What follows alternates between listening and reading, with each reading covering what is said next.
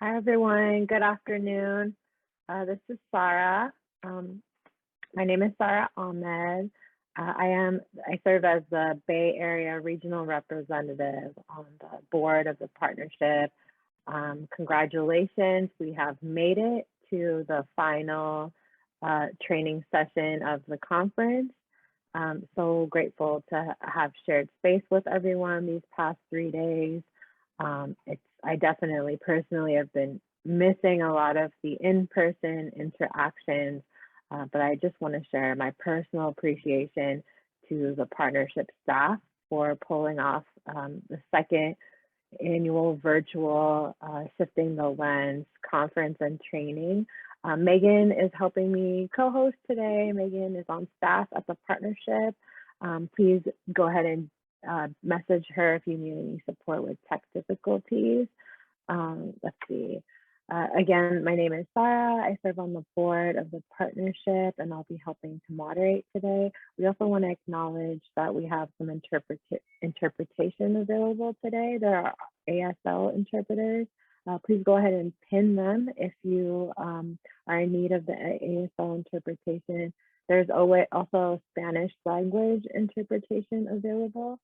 You can go ahead and select the Spanish language interpretation by selecting the globe at the bottom of your Zoom screen and selecting Spanish if that's a language that you're needed. Thanks for sharing the slide, Megan. With that, I'll go ahead and introduce our presenter for today's session. You are in Strategizing LGBTQI plus centered work today.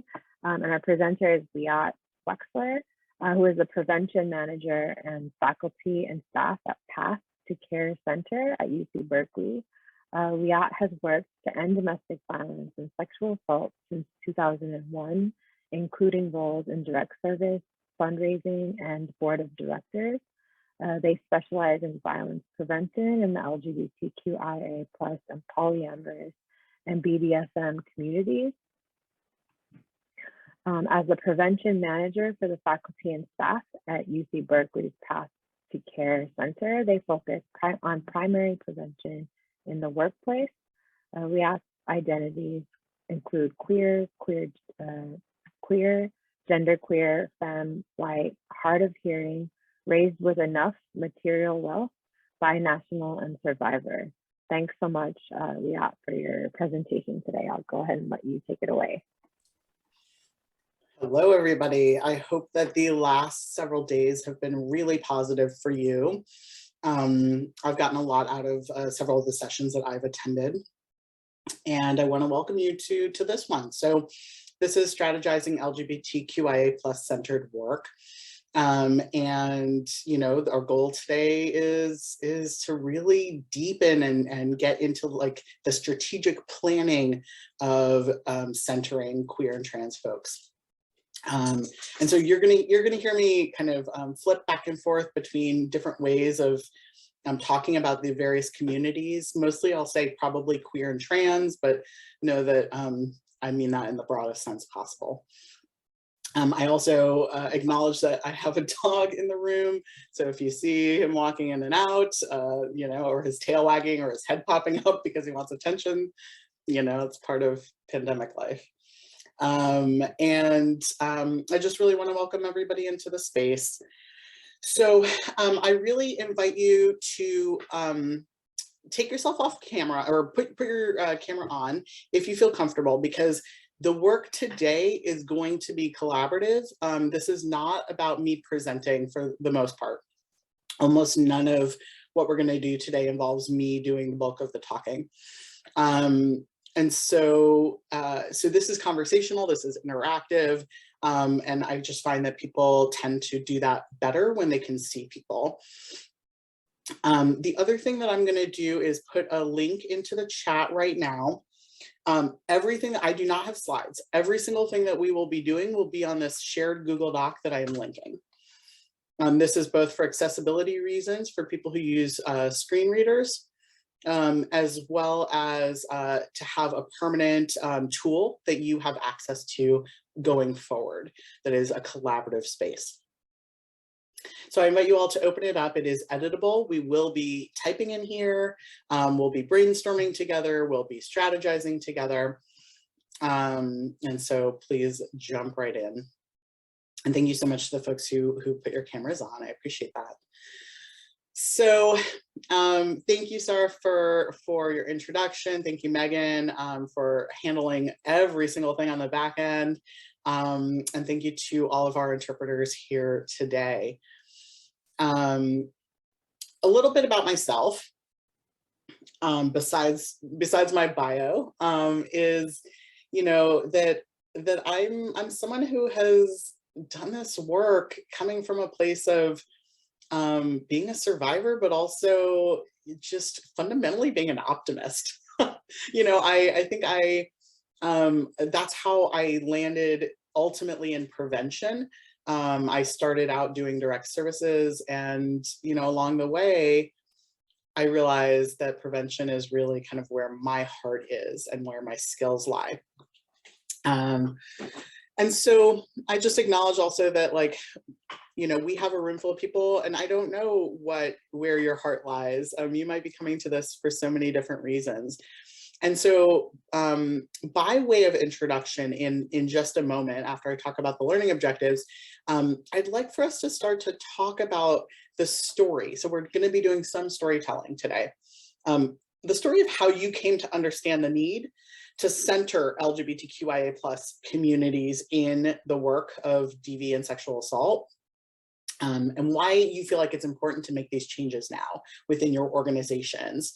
And so, yeah, so just be thinking about that. Feel free to type it into the shared Google Doc. I'm going to invite you to unmute and verbally share as well in just a moment.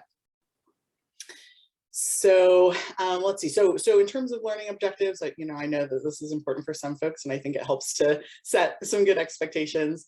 They're also in the Google Doc. So we'll collaboratively explore specific strategies for centering queer and trans communities by answering key questions in 4 areas of organizational work.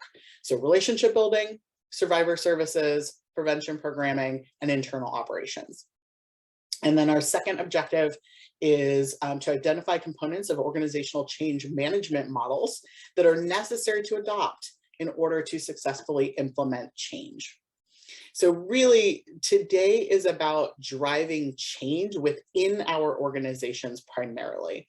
It's less about how to work effectively with queer and trans survivors. Hopefully, in my opinion, that would be an introductory level workshop, and those are things that you already know. I'm also really, just to be very, very upfront, this is an advanced workshop. So I will not be spending any time talking about the basics around, you know, who and what queer and trans communities are. I won't be talking about the tactics of partner abuse within these communities, or, you know, what the barriers to you know, getting safe are. Hopefully these are all things that are introductory level that you have already got a lot of knowledge about. If you're feeling confused or lost about something, obviously feel free to ask, but if I think that it's something that I consider really introductory, I might refer you to doing some more learning outside of this space on that. I really want to jump into the deeper stuff, and I often find that at conferences, things that are labeled advanced often are not for me. I've been doing this work for a long time, and I know others have too, and so I really wanted to bring something that was far more advanced for those of us who are ready for that. Okay, that's a lot of me talking, wow. So let's start with some storytelling introductions. I'd love to hear how and why folks came to this session or came to understand the need for centering queer and trans communities in this work. And so I'd love to hear folks maybe share that verbally. Feel free to raise your hand using the feature on Zoom, or to go ahead and type into the shared Google Doc.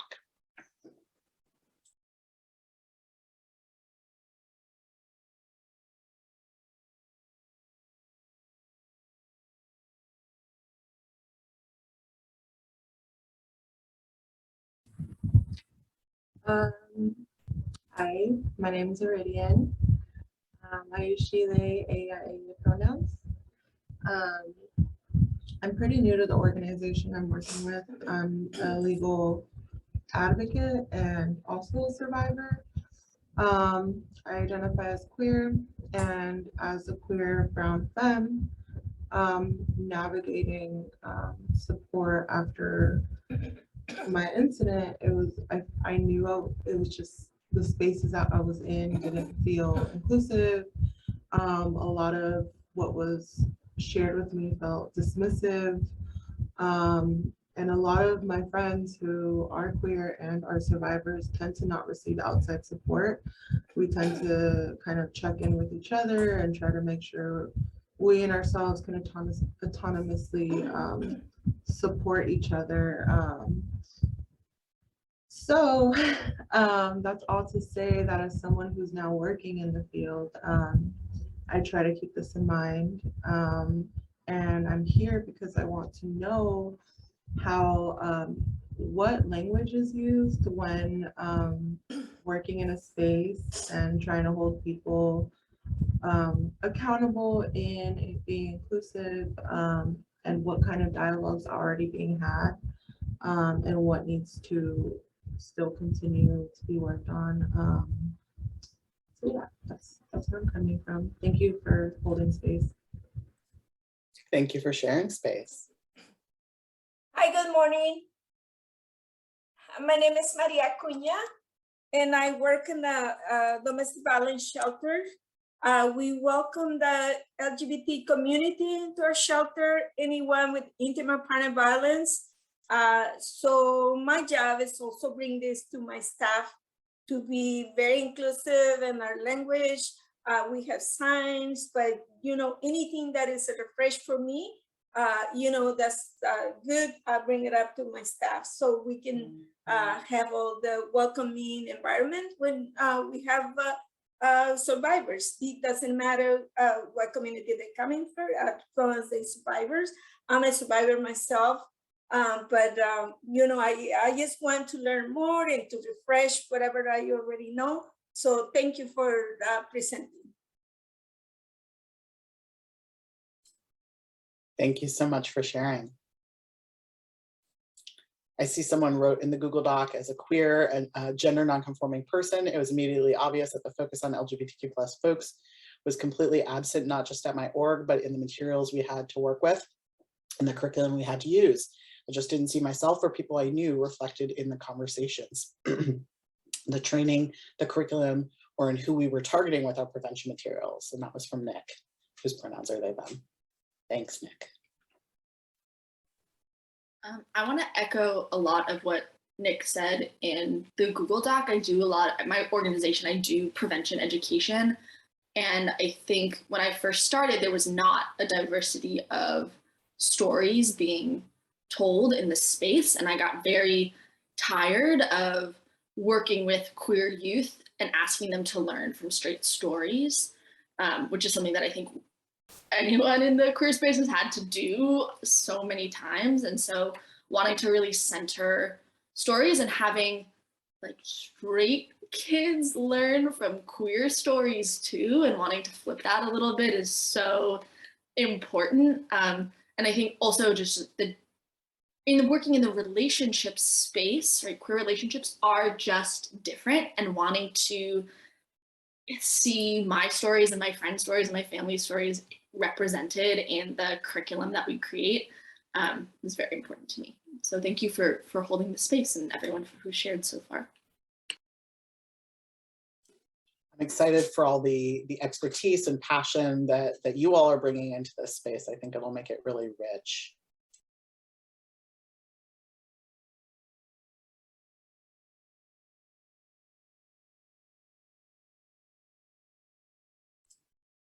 We have time for, one or two more people if anyone else does want to share. You don't have to come on camera. You don't have to share verbally. You can share your own story in your own way.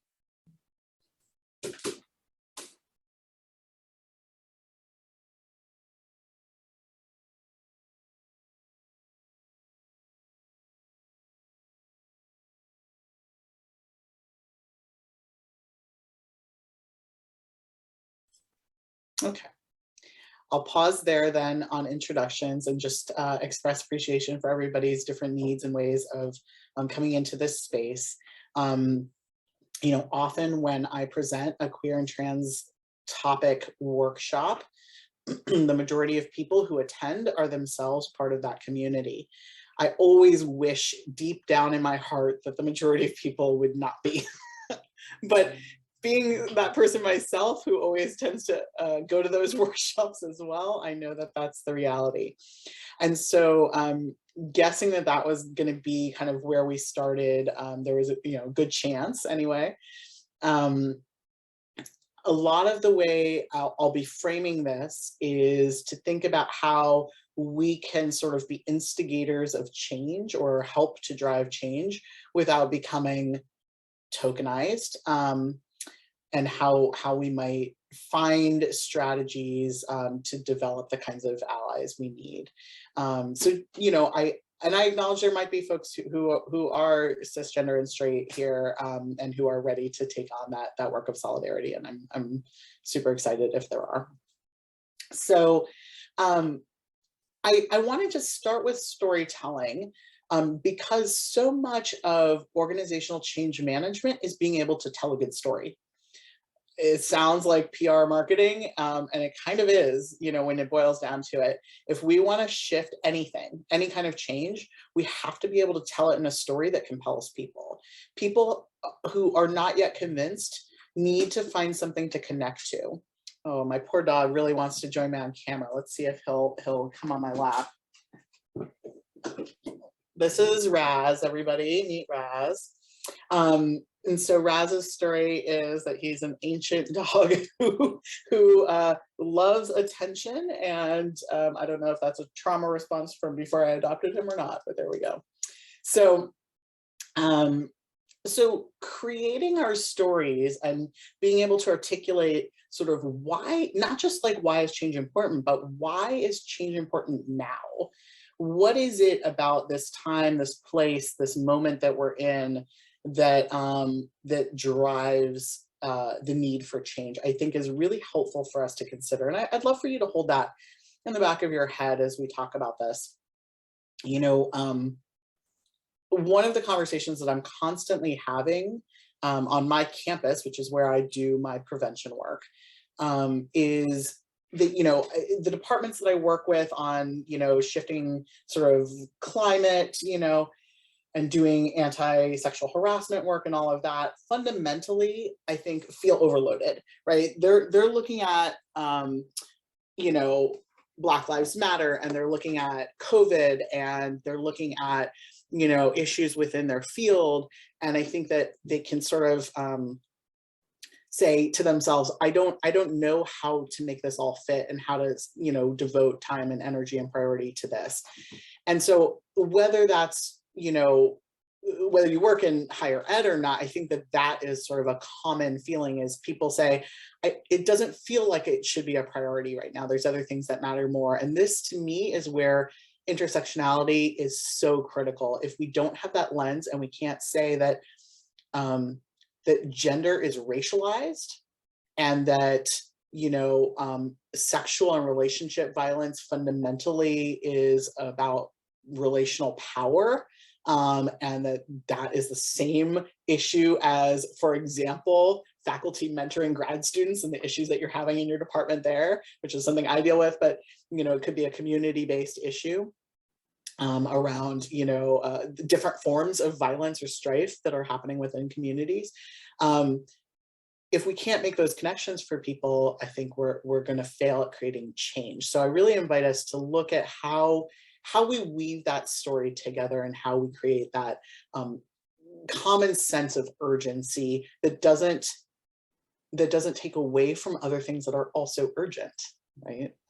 All things matter in different ways, and at different times. So with that said, we're going to head almost immediately into our activity in breakout rooms. And I just need to get a sense, because our breakout rooms might have to vary depending on how many people we have. So let's see. I think we have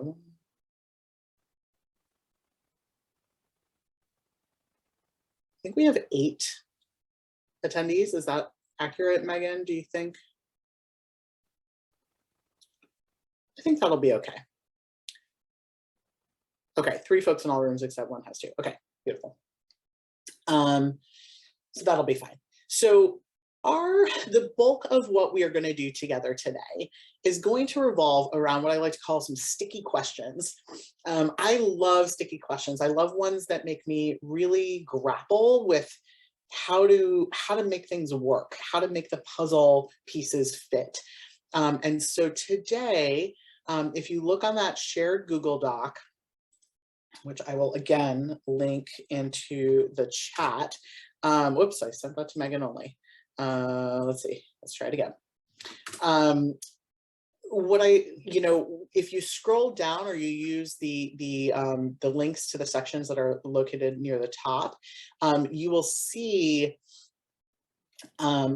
different sections. So one is called building relationships, and there's 5 questions connected to building relationships with queer and trans communities. There's a section on serving survivors, that has 6 different questions. Prevention programming also has 6 questions, and then internal operations has 4, but one has, a whole bunch of sections in it. So the idea is for us to grapple with some of these questions. You may not get to all of them, and the idea will be that each breakout room will focus on just 2 of those sections so that you have enough time to really dig into it. And so there's an order. I have the instructions are actually on page 3. So the order will be that if you're in room 1, the first section you will focus on will be about building relationships. And then when we switch to the next topic, you'll focus on serving survivors and so forth. So each room has sort of an order and the set of topics that you'll focus on. I hope that all of them are of interest to all of you. And I realize that there might be one that you're sort of really hoping to get to and maybe don't get to it. And for that, I'm sorry. In the first round, please feel free to pick whatever questions feel most pertinent to you, to your organization, and to the way that you're doing your work, or to the topics that you're especially passionate about.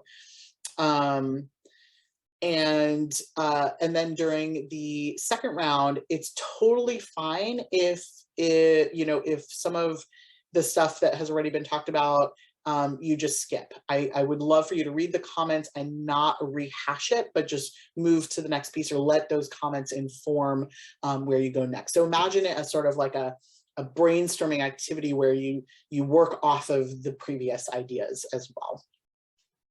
And then we will also be sharing back out. So, and we'll have a much deeper and hopefully richer conversation together.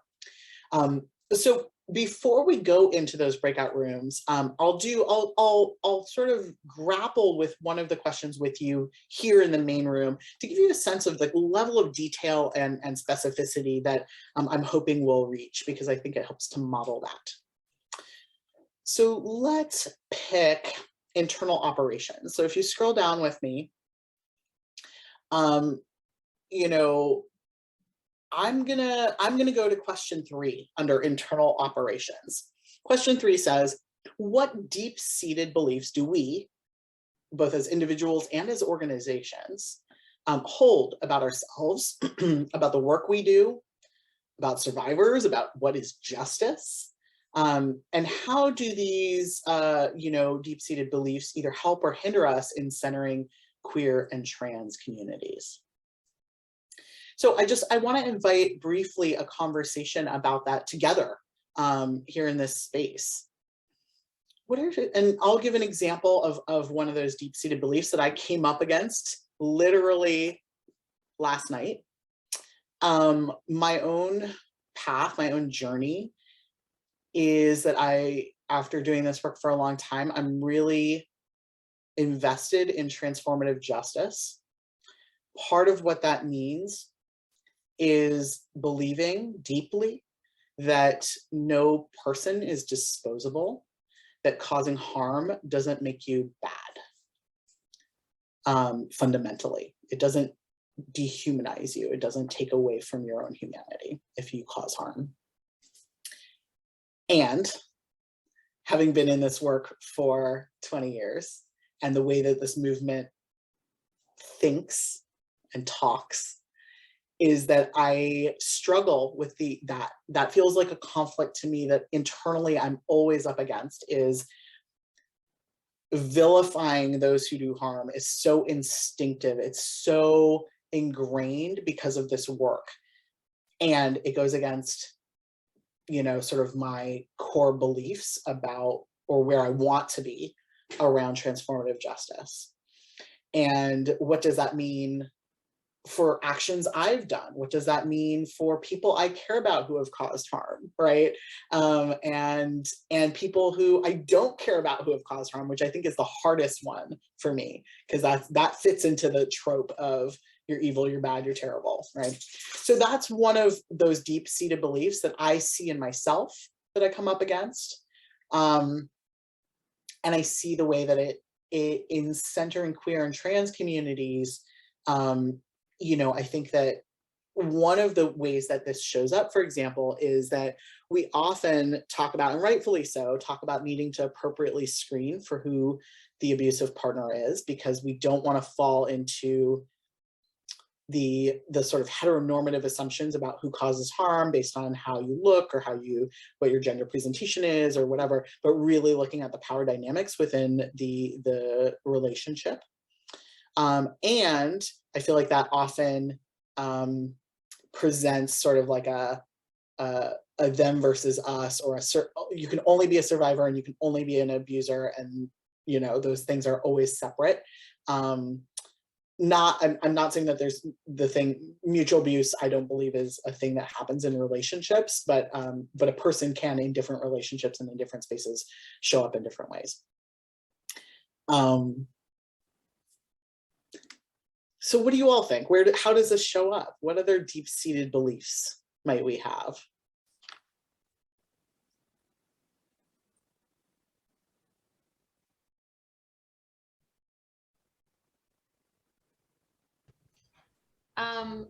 I've seen a lot. I think like there's a real like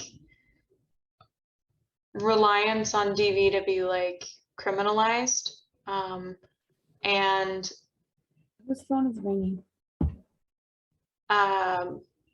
yeah, so that's kind of like the first thing that comes up for me, and also that like when people do bad things that they should be punished, and that's what like justice is, and that's what accountability is. So yeah, and I think that, I mean, that comes from a lot of different places, but I think a big one being that like being validated by the criminal justice system was like seen as getting DV to be recognized in the mainstream.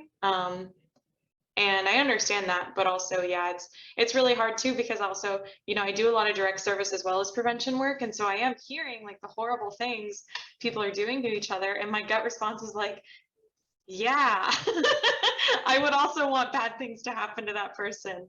But also we know, right, that like the binary of survivor and person who chooses harm is a false binary, right? Like we know that, and it sucks.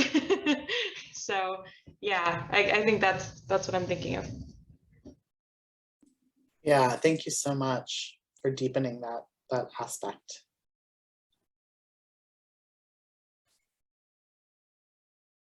What else? I mean, if we were in a group right now, and actually, you know, it may be that we're a small enough group that we can move through all of these questions together. So maybe that's what we do. You know, I think that's a feasible strategy for us today. So let's keep talking about internal operations, and maybe we'll go ahead and I don't know if there's someone who's super passionate about taking notes, but maybe we can go ahead, and if there's someone who is great at that or like enjoys doing that, would take notes into our Google Doc for us. I'm thinking that Megan and I'm volunteering us, but maybe we can help support you, Liat. That would be I also was amazing. gonna say, I know, I just wanted to do a room check and see if our interpretation is being utilized by participants. If not, we can, I don't know, this is super unconventional. I'm going totally off the cuff, but if not, we can invite maybe our interpreters to be a little more participatory with us if that is open. If not, if that is totally off the cuff and too unconventional, I'm just doing a room check so that we know. I love the flexibility and interest in expanding this. Yeah. Thank you, Liat, for creating that type of space. I know we have a lot more sessions today for the last session, so I think participants have spread out amongst all the different various sessions. So thank you. I love the engaging participatory style. Definitely miss that. Yeah. I do think we should continue with ASL interpreting on screen for the recording so that other people can access it in the future. Yes. So in that case, I will invite everybody else to participate as you like. I mean, feel free, don't feel any pressure. But if you have something you want to add, I would love that. I think it can only add to the richness of the conversation. All right, so in terms of internal operations, what are maybe some other, either if we still want to talk about some of those deep-seated beliefs that might help or hinder centering queer and trans communities, or maybe there's another question on there that feels really valuable to explore. So question number one is, what is needed for leadership to see the act of centering, and here I say specifically, Black, Indigenous, people of color who are queer and trans as a core component of the mission, and to commit resources and attention to queer and trans needs during decision-making?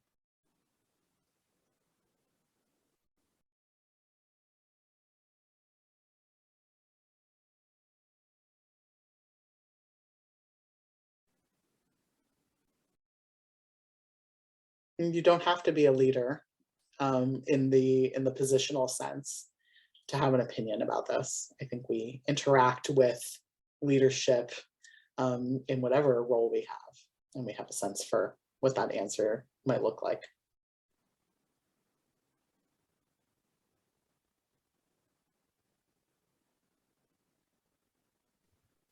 The only thing I can really think of right now is definitely making the effort to welcome and create safe spaces for BIPOC, QPOC folks in conversations, and directly hearing from what I feel like each queer community, depending on where we're at, like needs specific things. Like it's not like a general blanket for everyone, for all queer folks. So I feel like really being intentional about, having space for folks. And I'm trying to think of what a safe space for queer folks would look like with leadership or folks who are in a position of decision making.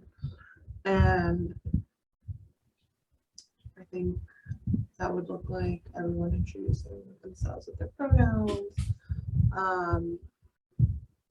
kind of watching how straight people are taking up space.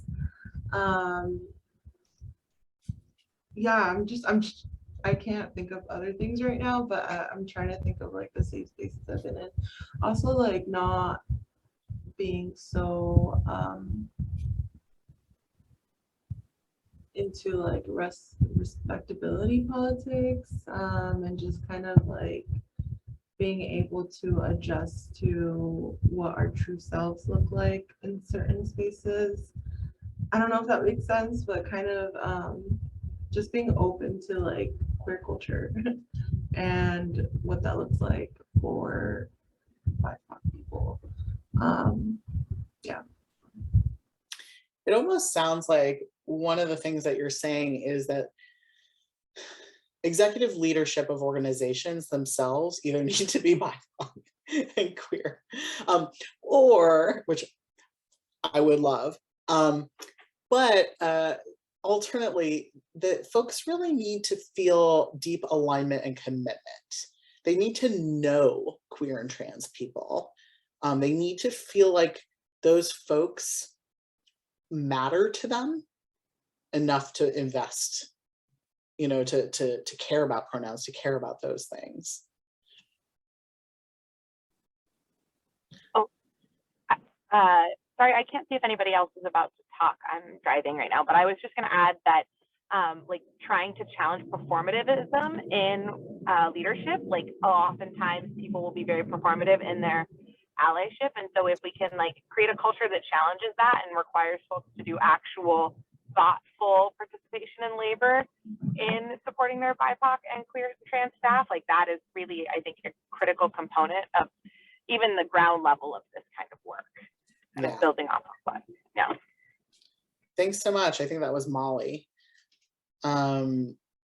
Let's dig in a little bit to some of those specific things that would help us avoid being performative. So in this doc, I have, you know, an entire list that isn't even remotely comprehensive around areas where of internal operations that there might be you know, gaps or room to grow and do better. So we've got things like the climate, which might include visual cues in the physical spaces, the first interactions that someone has with the hotline or a front desk, the bathrooms, the staff themselves are comfortable signifying as out queer and trans, even the name and branding of the organization. So maybe let's talk just briefly about climate. What are some non-performative ways that that sort of physical environment and mental environment could be improved, or where are some of the gaps that we're seeing in our own organizations?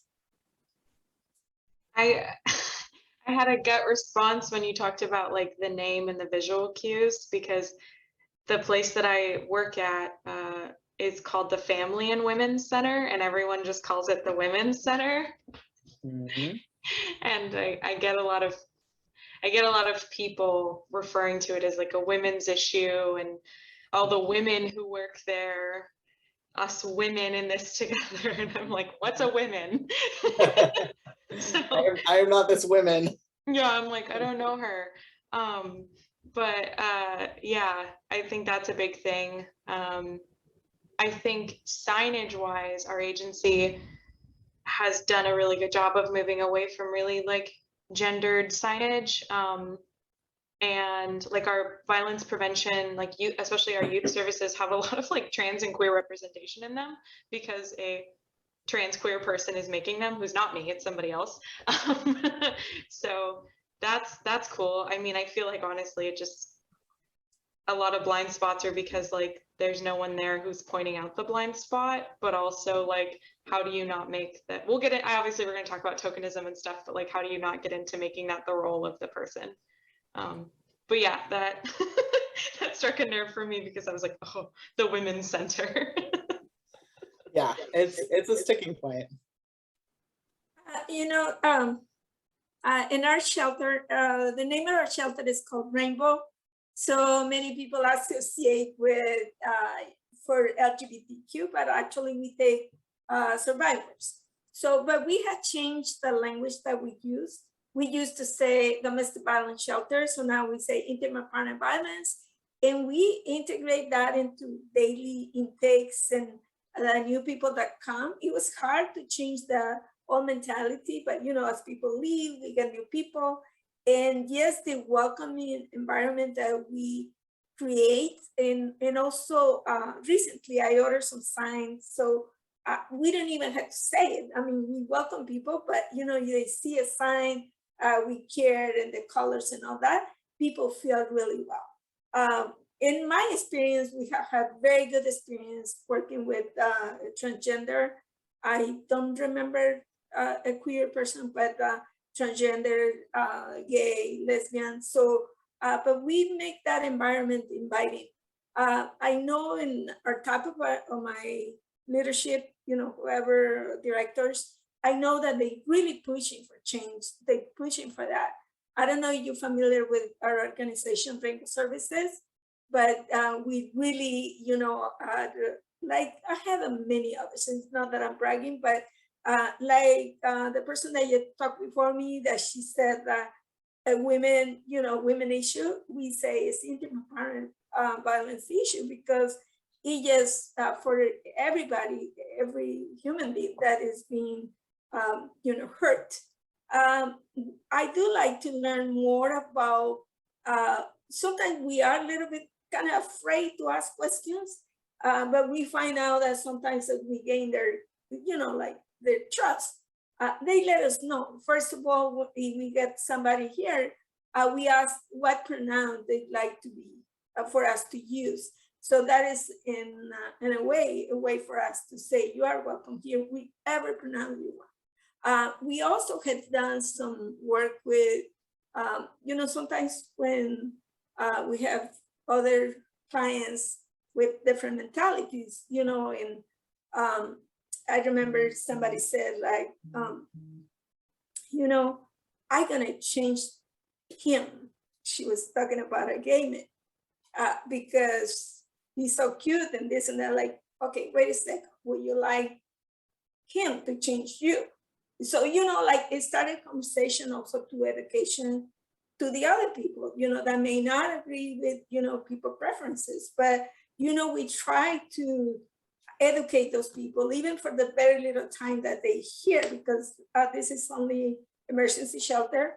But I think that it's important for us also to give the message to not just, you know, like how we can make an environment for people to feel welcome, but also how to teach other people that when they are in the world, they're gonna find other challenges that, you know, if they have not open mind to see that other people are also could be victims. So yeah, anyway, that's my thought. Thank you. And so one of the things that you started talking about is under the section of practices on the Google Doc. You know, it mentions intake process that invites disclosure, right? One of the most important things that we can do is create a safe enough space so that a survivor can tell us about their identities in a way that helps us help them, that fits for their needs. And we want to do this in a way that feels invitational, safe, psychologically welcoming, and not like we're, you know, running through demographic questions. And so part of it is when we ask pronouns and then follow up by actually using them, and changing all of the other language that we use for that person. So for example, you know, if someone says they're non-binary or just says they use they, them pronouns, then, you know, staying away from really gendered ways of interacting with them in other ways, right? So obviously avoiding things like sir or ma'am, but, or, you know, Mr. or Ms, but also even other subtle things, like the way that you might, you know, I've even seen people, you know, this wouldn't be true with a client, but how someone hugs a person can be very gendered, for example, right? Or how someone just greets someone, the type of handshake someone offers is often very, very gendered. And so it's important for us to be tuned in to all the different ways that gender, for example, shows up, or other identities. I have this like beam of sunlight in my face. And so, so thank you for sharing that. And I think it's important that we sort of have an intake process that, you know, and I think, frankly, if we have a trauma-informed intake process, the likelihood that it will also be psychologically safe enough for someone to disclose is a lot higher, but that's not sufficient, right? We need to do more than just be trauma-informed. We have to be queer and trans-informed. And so I think that's a really important point that you shared, Maria. You know, I'll run through a few other things on here that we could chat about, right? So thinking about our events and our fundraising, and making sure that they're safe and inclusive for queer and trans people. So things like name tags, which also present an issue with accessibility. My blind friends often say that they're frustrated by name tags that have pronouns on them because it actually inhibits people from verbally sharing those pieces of information. And so it's assumed that everybody can see and read those name tags. So that's a bigger question, but you know, creating sort of a way that people are regularly sharing how they identify is really valuable for events.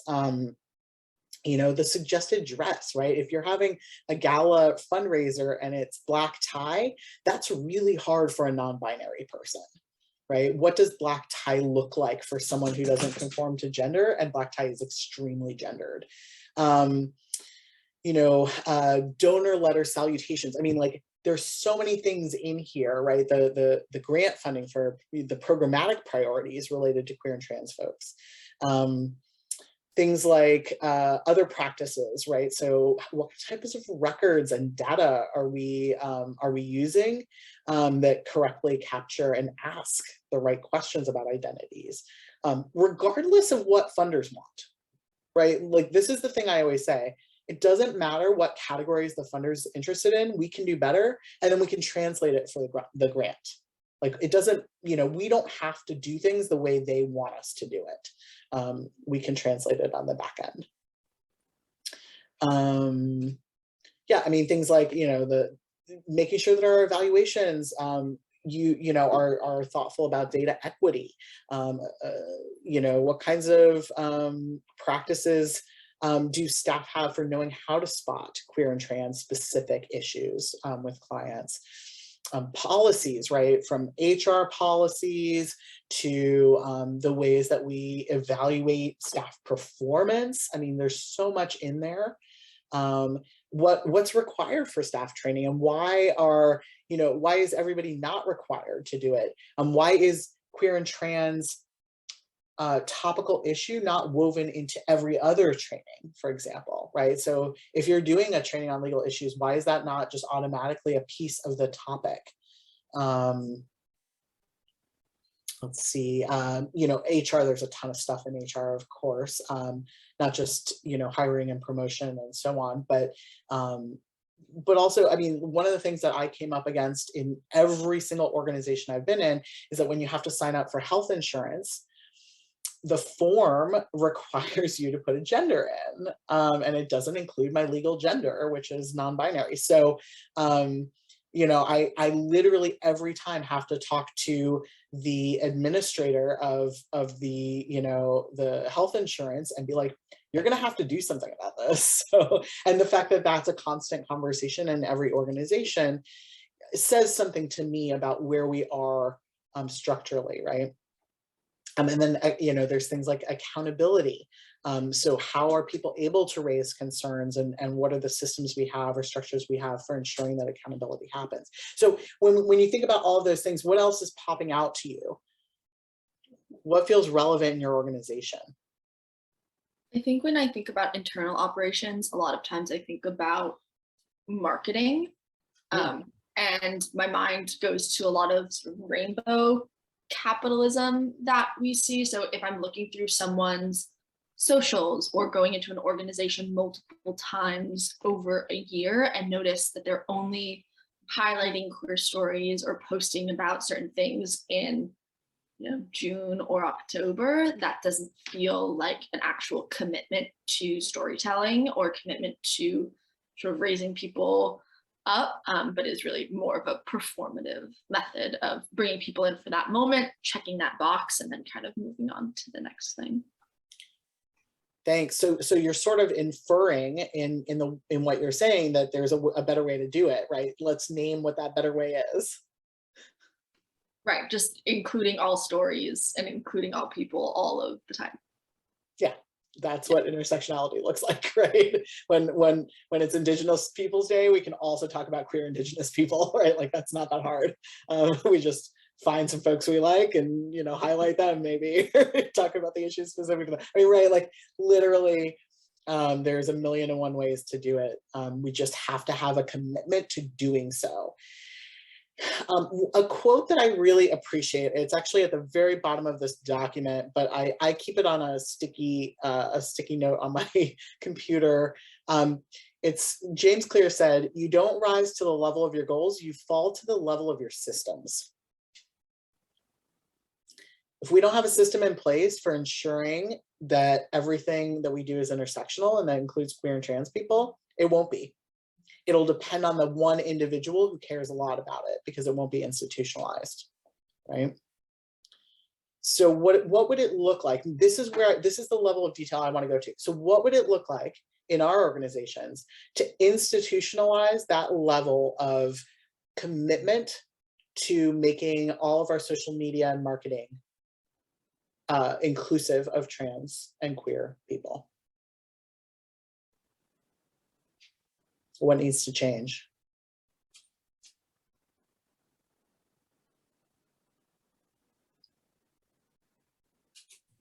I think it would be starting to acknowledge that we need to and make changes, and then also committing to making those changes and talking to people to know, because you might have ideas, but then that's the reason why I'm here today, because you want to be able to get ideas from people. How can we be more inclusive, right?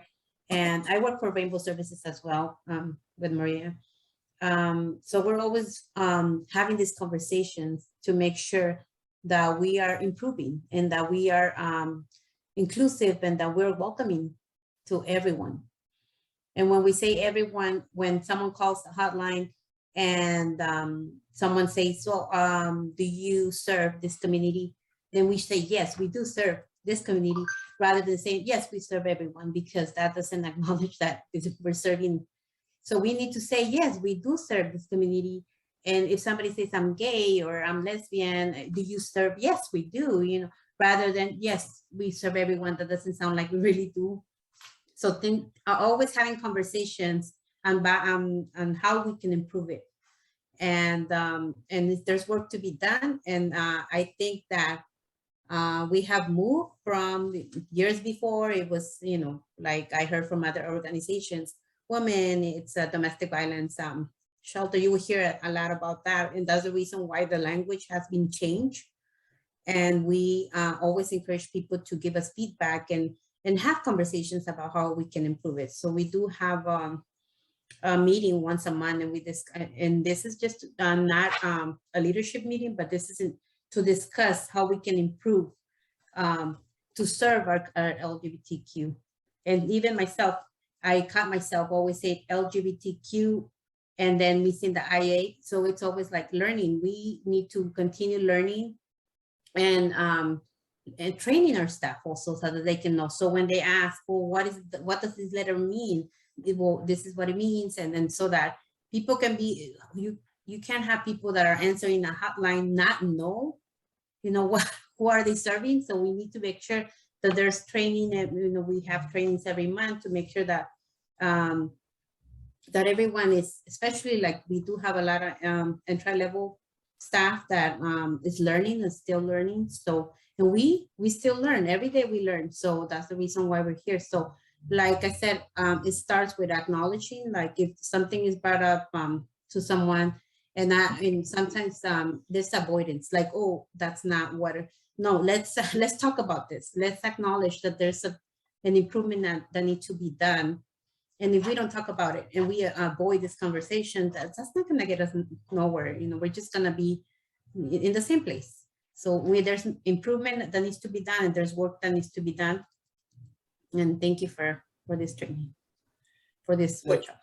Yeah, thank you. And so you're, you know, what you're describing in terms of training and being, you know, having deeper conversations regularly. So one of the ways that you have institutionalized change is that you have this group that meets regularly about specifically LGBT and now maybe QIA plus, you know, specific concerns and strategies and services, right? And so I think that that's one way to institutionalize it, right? Is that you've actually carved out time in people's calendars and created resources to put that into place. I think that that's critically important. You know, I also want to drill down, because I think that educating people is often our first instinct. But this is where I refer back to that quote about, you know, we don't rise to the level of our goals, we fall to the level of our systems.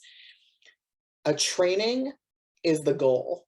We're talking about, here's the education we need to get where we want to go. But the moment I leave a training, if the systems don't support what I've learned, I will go right back to doing what I've done before, right? So it doesn't matter how well educated I am and how much I know about the issues. If the systems around me don't support it, it won't matter. So one of the things that I think about when we talk about like social media, right? And is it Brea or Brea? Brea. Brea. Yeah. You know, the way you were talking about not making it performative, right? If there's a process or a checklist that for every post, it's like, you know, how have we highlighted intersectionality and these various identities that we care a lot about in every post, right? And that just becomes like like a strategy or a part of the process of posting, is that it gets built in, that there's a moment where we stop and pause and ask ourselves, did it include this or not, right? Are we being thoughtful about, you know, it can be lots of different issues. It doesn't just have to be queer and trans issues, of course. So that might be a structural way, right, to ensure that whatever we're learning actually happens, because there's a pause, there's a moment where we have to go, wait, am I doing the thing I said I was going to do? So there's an accountability sort of built in, right? I want to take a few minutes to talk about some of the other areas, because we could talk forever about this. But let's jump up. I know that some folks said that they were in prevention. So let's talk a little bit about prevention programming. So if we go up to that section, you know, the questions are, you know, what are the gaps in our curriculum and programming and how will we correct them? What attitudes, frameworks, or practices do we need to let go of or release in order to be successful? What biases do our prevention staff demonstrate, right? Because we all have bias. How do or will we show up knowing that there are likely LGBTQIA+ people in every space we enter and include them in every audience we work with? What knowledge and skills do prevention staff need to develop? So consider sex education for queer and trans folks, differences in hookup culture, bringing inclusive prevention into homophobic and transphobic communities, schools, religious institutions, and so on, right? So part of the work of culture change, which is what prevention is fundamentally, is shifting homophobia and transphobia in the culture, right? That leads to violence. So it is our job to do that in those spaces. What prevention programming might we create specifically for queer and trans folks? And how will we know if our prevention efforts work for queer and trans communities? So is there a question here that's really resonating with anyone that you want to tackle? And anyone that's not, you know, on camera who feels, who just wants to unmute and jump in, I really invite that too.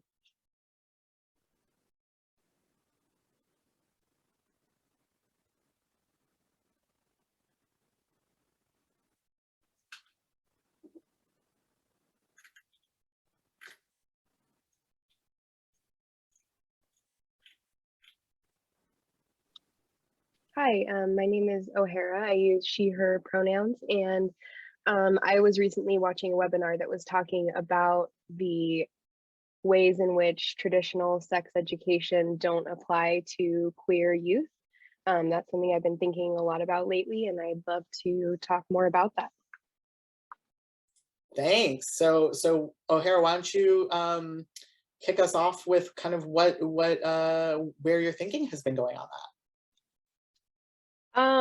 Well, as someone mentioned earlier, it seems like we expect queer youth to learn from straight stories. So maybe flipping the script on that and just making that a part of our prevention or sex education.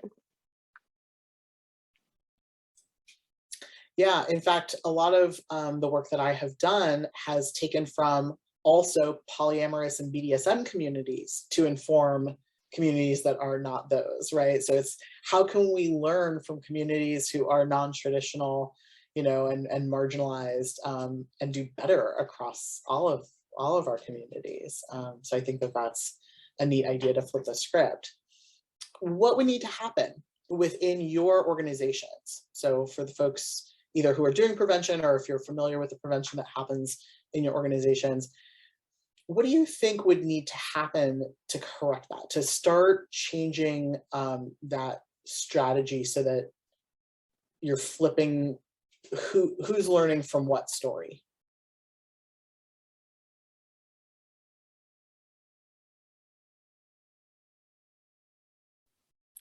I think there would have to be a intentional capital investment by organizations if they do not already have content that's focused on the queer community, to create that content and do it in an intentional way that it's done right. And then use that as a primary piece of content when you're going into any school or community or organization. Thank you. Yeah, so there's got to be an investment of resources, money, time, focus, in order to drive that shift in curriculum or programming. Okay?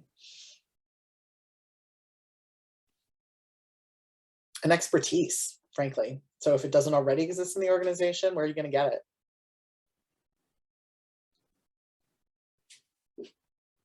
What else is coming up for folks?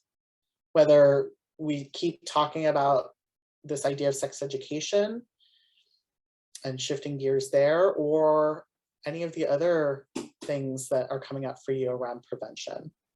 We're going to take just a couple more minutes on this. For us, Rainbow, we already changed the language in our paperwork. For founders, you know, where we take statistics, we already have the language in there. Trans, not just male and female. So we had done that. Okay, so that's an important step to take, right? And that can also be used. So when we gather that data, that can be used to make an argument for resources towards shifting, for example, curricula, prevention curricula. I mean, the power of data is that we can say, we know our community is made up of XYZ, you know, youth who identify in these ways. And in order for our work to reach them appropriately, we're going to need to invest. And this is what it's going to take. We have to make that argument. We have to tell that story.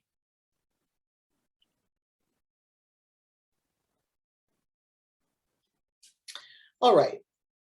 So there is a lot here, and I acknowledge that. And doing it all in one main room doesn't really allow us to kind of divide our time and tackle, you know, all of the areas. So I really invite you to explore these questions with folks in your organization.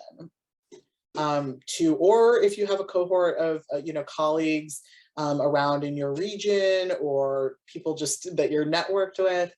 I think that these sticky questions, you know, really lend themselves to us digging deeper. And one of the things I really invite you to notice is the instinct of saying, what am I already doing versus focusing on how am I going to do better, right? We often want to name all the things we're doing well, and that's great. I love a strengths-based approach. Part of it is correctly identifying where there's gaps. And we can easily be misled into thinking that because we use pronouns in our email signatures, and because we have a rainbow, you know, thing on our social media for Pride month or day or whatever, that we've done our work, and that it's enough, and it's not. Because in order to center queer and trans people, and I really mean centering, bringing them outside of the margins, bringing them right into the heart of what we do every single day, it means that we have to be willing to analyze every system we have and take it apart. We have to look at our HR, we have to look at our accounting, we have to look at our programming, we have to look at our hotline, we have to look at our shelter, we have to look at our marketing, right? All of it. We have to look at our management structure and our pay structure. you know, every single aspect of it. We have to look at our relationship building. So that was another section, right? Is if we don't know how to connect to these communities, how are we going to start doing that? What does solidarity look like for queer and trans communities? You know, how are we going to do outreach in ways that communicate that we actually are for them? And so given all of that, you know, I really invite you to kind of come from the learner's mindset rather than the expert mindset in these conversations, and dig as deep as you can into these questions. I feel like we've only just touched the surface of really fundamentally like the how part. So I want to take the last 20 minutes or so to talk more about organizational change management in the context that we're discussing all of these questions. So if you scroll down in the shared document, I know somebody just joined us, so I'm going to share that document one more time for everyone. But there we go. If you scroll down to, let's see what page we're on here. I should have put page numbers, but you'll see there's some images. They also have alt text on them for those who need it. So there's a couple of 3 models that I wanted to share with you that might help to kind of guide the process of doing change work internally in an organization. So the first one is Virginia Satir's model. And it's how a group performs over time while undergoing a major strategic change within the organization. So you've got your status quo, right? Like you're performing at your baseline status, right? And of course, it's all over the place, but there's sort of like a basic range that is your baseline range of performance, right? And then you introduce a foreign element. And that foreign element is the idea that change needs to happen, right? Whether that comes from the bottom up or the top down, or where, you know, laterally outside of the organization, somebody suggests that a change needs to happen. And the first reaction is almost invariably resistance. And that results in a decline in productivity, right? People say, no, I don't want to do this change. I'm not interested in this change. I don't necessarily see the need for this change. This change is too hard. This is taking away from other things I care about. You know, there's a lot of resistance shows up in lots of different ways. And that's normal. And then there's a period of chaos, right? And some folks, some teams are going to do really well and you know, be more productive than others. But overall, what we see is a major decline, a dip in productivity of an organization while focusing on trying to create a new change. And then something shifts. There's often some type of transforming idea that allows the organization to start to say, oh no, this is actually working for us. Something is helping here. Something is going well. And part of when an organization shifts is when there's communication about how and what specifically is working, right? The storytelling component of, no, actually, right, like we've started making this change and here's the effect of it. And then as the organization integrates that change, there becomes a new status quo, and that new status quo is better performing, right? So if we think about that in the context of queer and trans communities, and doing better here, if the change we want to make is, let's say that we want to have a vetting process in our social media you know, postings. And I want to point out that Nick wrote a really great comment in the chat about like all the different types of questions you could pose, guidelines about each social media post, for instance. So if we wanted to institute this, right, you can imagine that, you know, the people who work on the social media team are just going to be like, oh, you're just making my life hard. Now I can't just post, right? So there's going to be that resistance. There's going to be a decline in performance. It's going to be harder for them to get things out. It's going to take longer. There's a learning curve. There's still resistance. There's still a lot of people who are not wanting to do it and ignoring the new strategy. There's other people who are like trying to get the others on board and feeling frustrated, right? And then something's going to shift. What do you imagine might shift? What would be the transforming idea that would suddenly kind of bring that team into that new, integrating that new method, that new strategy? There's no one right answer. It could be anything.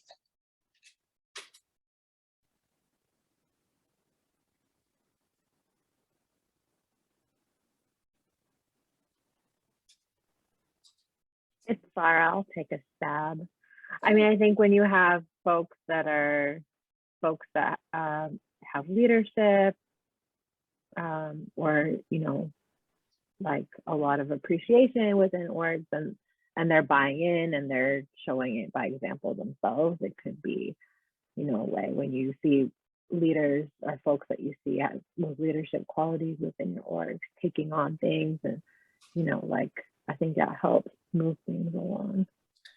Yeah, so in this context, right, it could be the communication director, manager, or lead really modeling it, right, and taking that on. Any other ideas about what could be that transforming idea, that thing that kind of tilts the scale in the direction of change?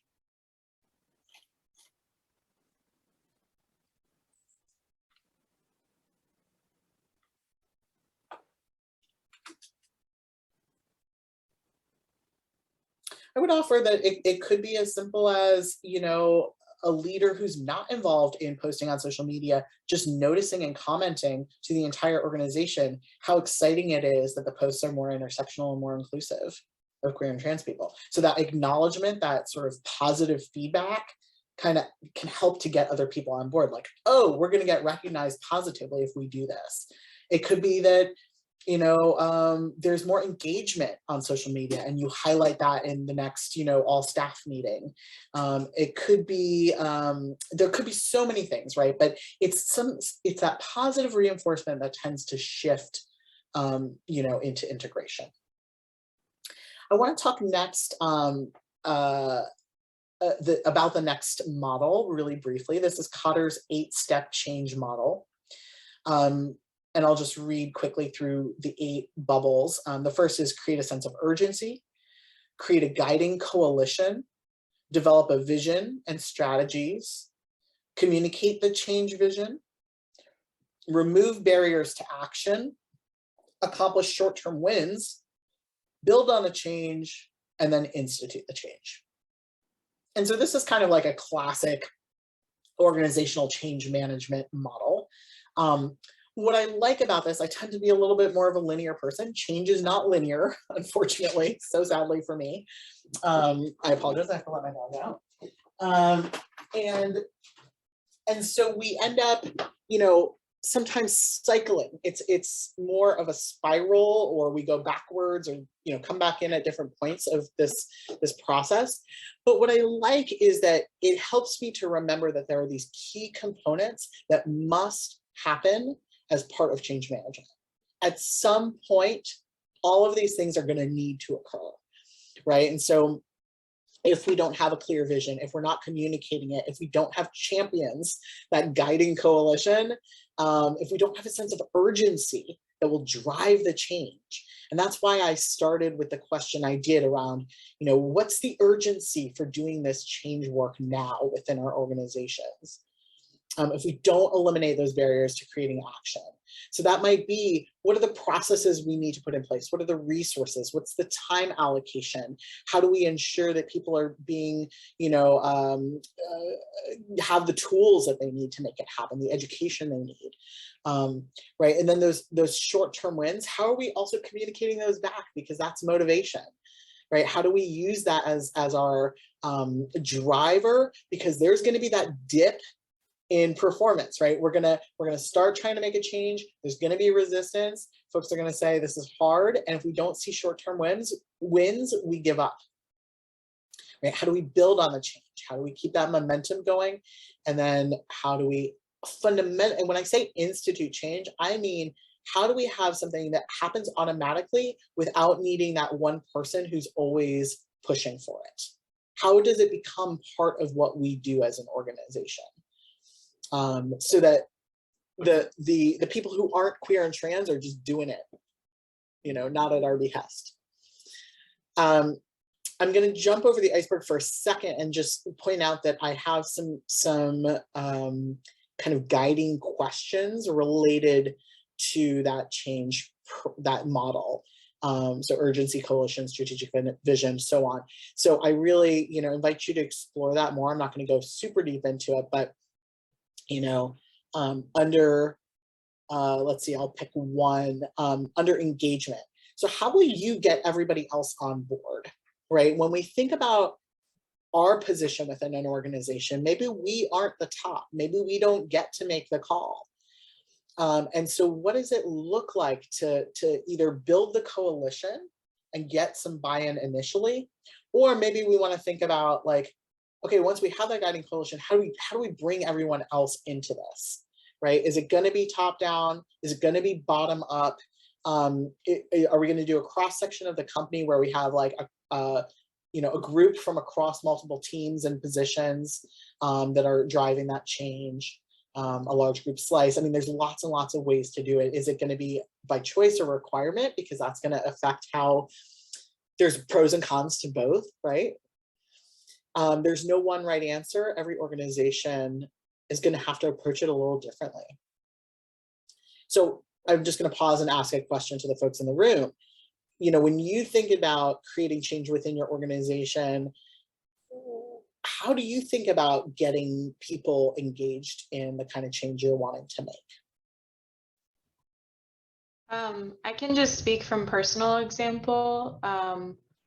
When I first started, I noticed that there was like a real gender issue.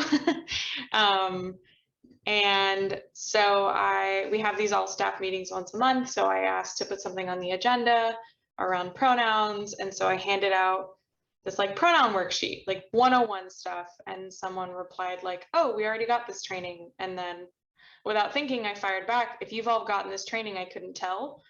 And then that like, the room just got really quiet. And then there was a whole big conversation and a bunch of people processing their feelings about gender and feeling defensive. And it was awful. And I left the meeting and I cried and like, it was a whole thing. But then that like started the whole thing. I wish that it was like a less traumatic process and that I didn't have to be the one to do it. But like, and it would be really cool if someone else had, like a cis person had been like, I'm going to start this conversation for you. Like that would have been better, I think. But the fact that like, I think just sort of I got everyone in a room and I said, this is a problem. And then just sort of let the chips fall where they may. So that's one strategy. That's not aligned with a lot of people's personality types. That can also be extremely traumatizing for certain people. But yeah, I have no regrets about doing it because things have gotten a lot better around that front, at our agency at least. That's also possible because we have a pretty small team. So we all know each other pretty well and we work together really closely. So I think that was possible here. I would not say that that is a model that everyone should apply all the time. But I think there's something to be said about just like declaring an issue, like just being like, this is not okay. And here's an alternative of a way we can do it. Like I've tried to be very solutions oriented. People still got defensive and stuff, but yeah.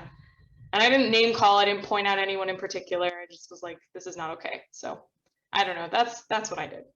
I love it. Thank you so much for sharing that story. I think it really speaks to your particular organization's culture that you can do that, and your personality, your willingness to engage that way.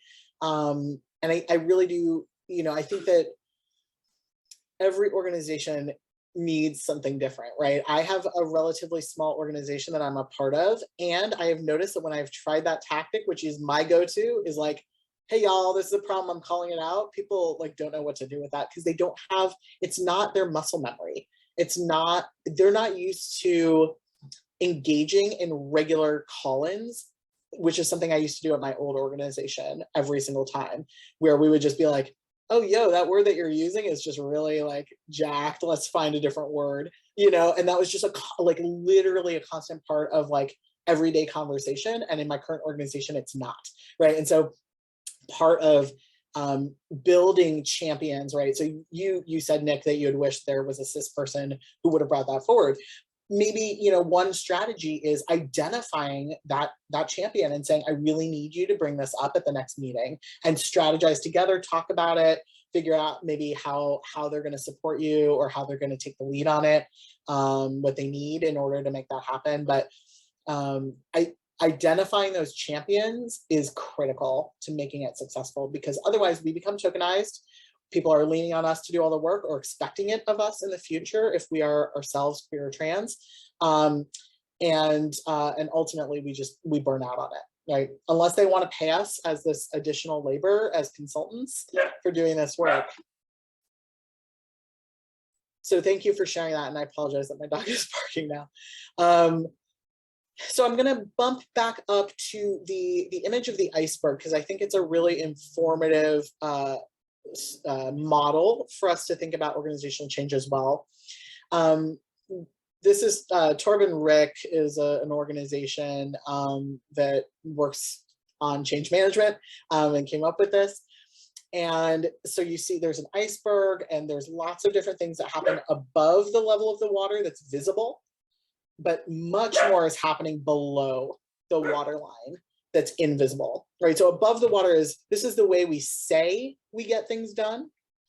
And then below the water is the way we really get things done, right? And so above the water, we see, the vision, the strategy, the shared values, the structures, the goals, the policies. Those are all the things we name and we're explicit about, and the procedures as well. But below the water, we have our beliefs, our perceptions, our values, norms, tradition, shared assumptions, unwritten rules, stories, right? The mythology that gets told in the organization, whispered to new people as a warning, when they come in, the feelings. And so that's our invisible organizational culture. If we don't address that, organizational change cannot happen successfully. So we have to be willing to dig into what's under the surface and figure out and name what those shared assumptions are, those stories that we're telling about ourselves, about the work we do, about our organization, about who survivors are, right? About who perpetrators are. All of these things, right, have to be sort of unearthed in order for us to make change. And then you'll see a quote from Peter Drucker that culture eats strategy for breakfast. And that I have found to be true every single time. You can have a beautiful strategy. You can lay out gorgeous objectives. You can assign different, roles to different people. You can make it part of their, their performance review and be accountable for it. And no matter how much strategy you set up, if you don't address the culture, it will not change. So with that said, when we talk about shifting our organizations to be queer and trans centered, that question, I think those conversations that a lot of you have been either talking about explicitly or alluding to, that you're having within your organizations, those are the beginning, but they have to be bold, and you have to be willing to start breaking down those stories and asking questions about why are we telling that story about ourselves in this particular way. I'm mindful of the time, so I'm going to point you to, there's several readings as well, that if you're curious to understand a little bit more about the models, I invite you to read those and approaches to culture change. But before we leave, I'd love to hear from the people on the call about what's one thing that you're taking away in terms of how you want to approach culture change within your own organization. Or of substance that we talked about around queer, like doing the work of change to center queer and trans folks.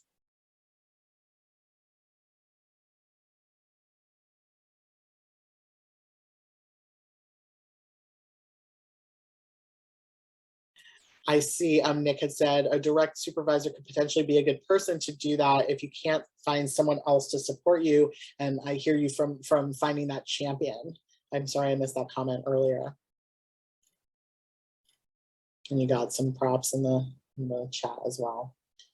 So what insights or what new pieces of information are you taking away, or something that affirmed what you're already doing?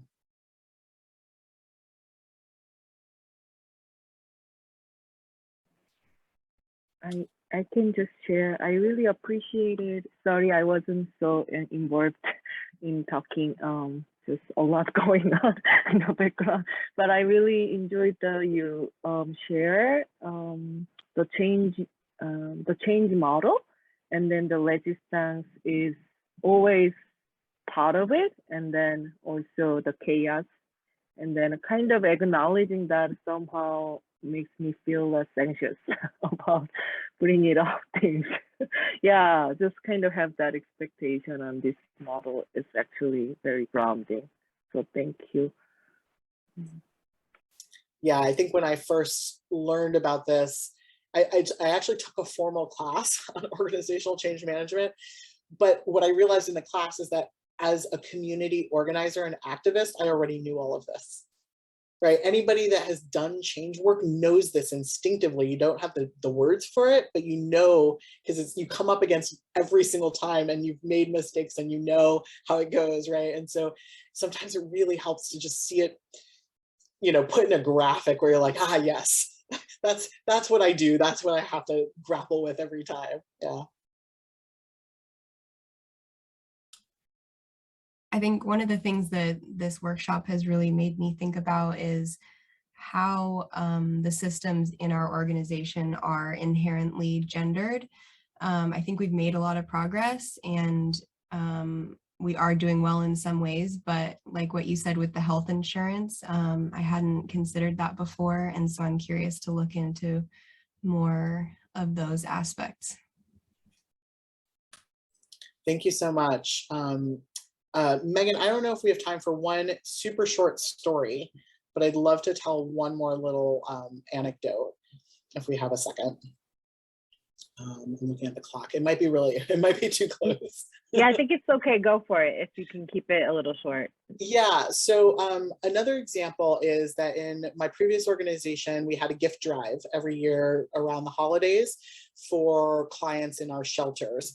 And, you know, there was a form and the advocates were, you know, would have conversations with each individual who was, you know, at our shelter about, you know, what kinds of gifts they would like. And then, you know, the development team would pair, you know, those requests up with donors from the community.